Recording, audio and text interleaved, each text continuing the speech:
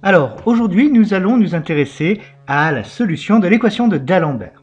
Alors, voici cette équation de D'Alembert.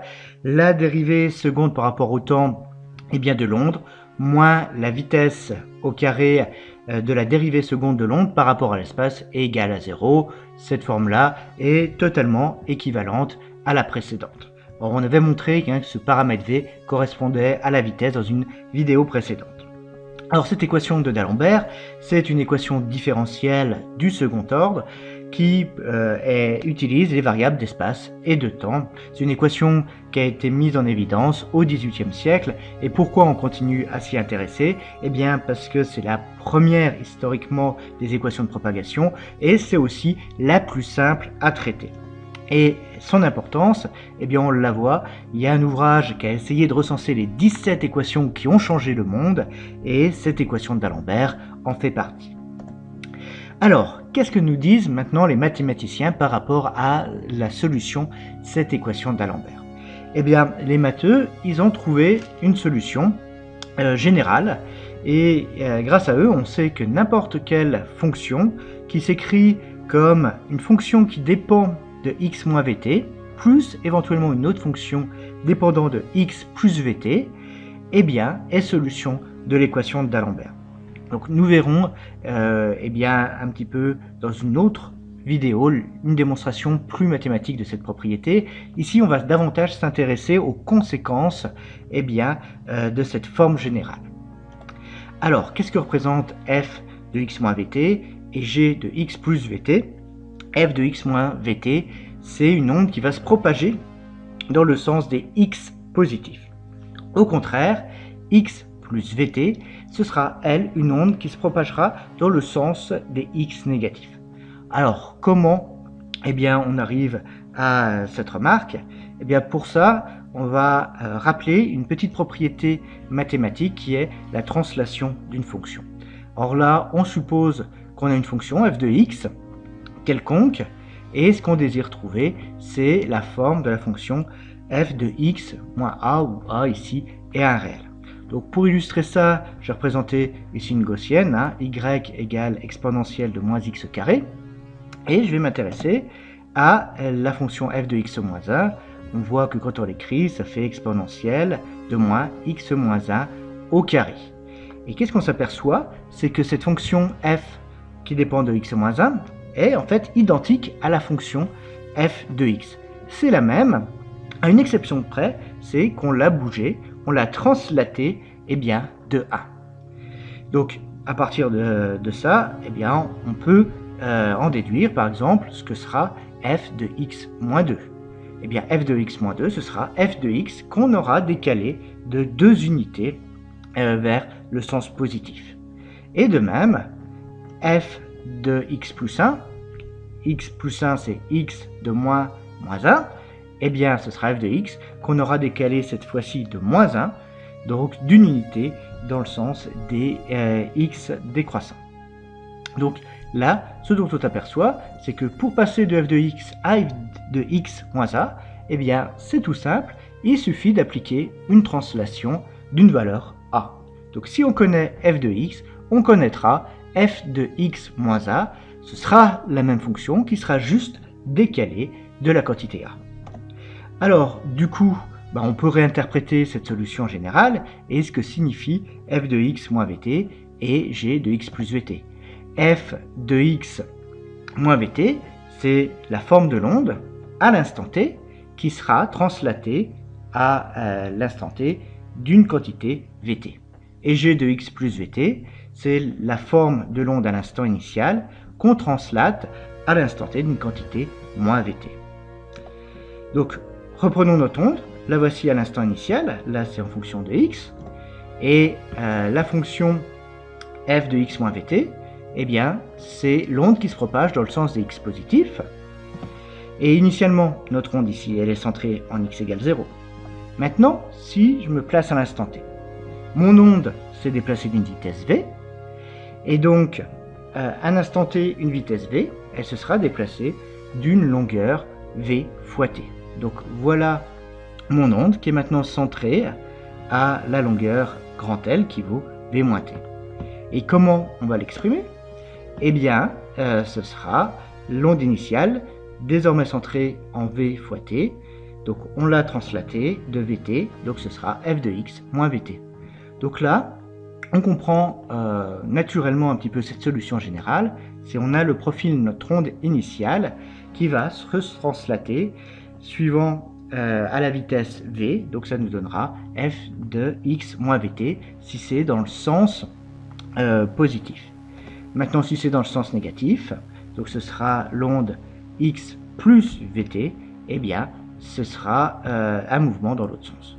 Et ça, on le voit suivant dans cette vidéo, suivant le signe qu'on a, eh bien notre onde, hop, je vais remettre la vidéo, suivant le signe qu'on a, eh bien on voit que l'impulsion va se déplacer soit vers les x croissants, soit vers les x décroissants. Le plus, c'est vers le sens négatif, alors que le moins, c'est vers la direction positive. Donc qu'est-ce qu'on peut dire d'autre sur les solutions de cette équation d'Alembert? Eh bien, la première chose qu'on peut dire, c'est qu'on a conservation de l'espace-temps. Donc toute variation dans le temps qu'on va avoir sera compensée par une variation dans l'espace. Alors, autrement dit, si on se place à un instant différent, eh bien l'impulsion aura modifié sa position pour compenser le décalage dans le temps. Une autre propriété aussi intéressante, c'est qu'on a ici un système linéaire. Donc si on connaît deux solutions du système, par exemple l'onde A et l'onde B, si les deux vérifient notre équation d'Alembert, alors si on les ajoute ou si on le multiplie, on aura toujours une solution, donc on aura toujours une onde qui sera capable de se propager. Et une dernière propriété, c'est l'amplitude. Toute l'amplitude de l'onde, elle reste inchangée lors de la propagation. Ça, c'est parce qu'on a ici une équation qui ne prend pas en compte la dissipation. Si on s'intéressait à un système un petit peu plus physique, un peu plus réel, il faudrait prendre en compte un terme de dissipation, mais le traitement mathématique serait un petit peu plus simple. Je vous rappelle ici l'équation d'Alembert, c'est l'équation la plus simple sur laquelle on peut raisonner. Alors, ce que je voudrais quand même illustrer, c'est cette propriété de système linéaire. Là, j'ai représenté deux solutions différentes, phi A et phi B. Les deux sont solutions. On voit que les deux ondes ici sont capables de se propager dans notre système. Donc là, on voit bien qu'elles se déplacent. Et ce qu'on va regarder, c'est ce qui se passe si on additionne ces deux solutions. L'onde rouge ici, c'est la somme de phi A et de phi B. Et ce qu'on constate, c'est qu'elle est capable de se propager aussi bien que phi A et que phi B. Et si je rajoute maintenant des coefficients multiplicatifs devant, si par exemple phi A, je la divise par 2 et que je multiplie par 2 phi B, c'est ce que j'ai ici pour cette onde orange, eh bien, ce qu'on va remarquer, c'est que cette onde, eh bien, elle va tout aussi bien se propager. Vous voyez, on a ici un système linéaire, donc si on connaît plusieurs solutions, il suffit de les combiner pour obtenir une nouvelle onde, elle aussi capable de se propager. Alors, je voulais revenir sur une propriété qu'on avait vue qui concerne la vitesse de propagation. Quand on avait cherché à quoi correspondait physiquement le paramètre V, on en était arrivé à la conclusion que c'était la vitesse de propagation et que celle-ci était imposée par le milieu de propagation. Donc, il ne dépendait pas des propriétés de l'onde qui se propage. Donc ça, on le vérifie. Ici, sur cette simulation, on a pris des ondes de formes très différentes, des gaussiennes, des ondes plus rectangulaires, avec des ailes plus importantes. Et ce qu'on voit, c'est que toutes ces ondes se propagent dans notre milieu avec la même vitesse.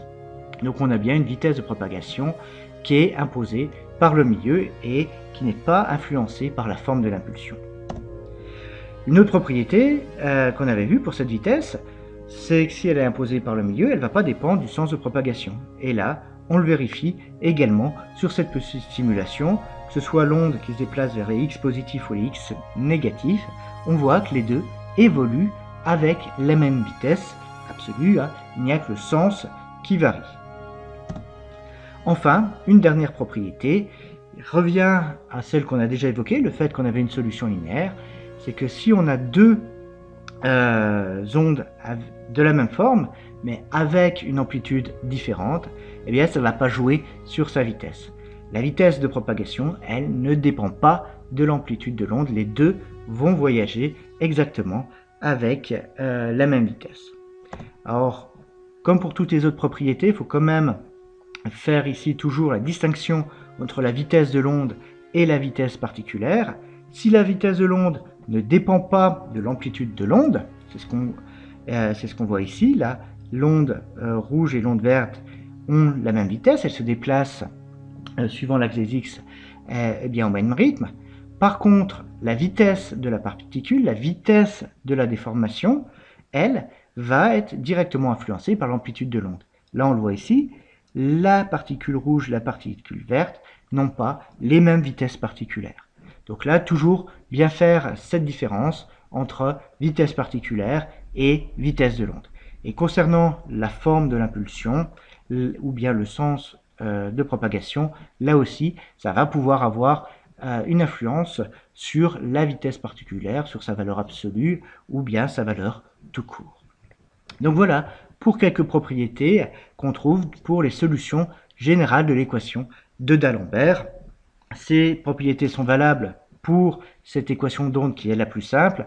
Si on regarde des équations d'onde un peu plus élaborées, certaines de ces propriétés sont à discuter plus en détail, comme par exemple si on est dans un milieu dispersif, le profil invariant de l'impulsion, c'est plus forcément toujours vrai, mais ici, on se met vraiment dans le cadre de cette équation qui est la plus simple qu'on connaisse. Merci de votre attention.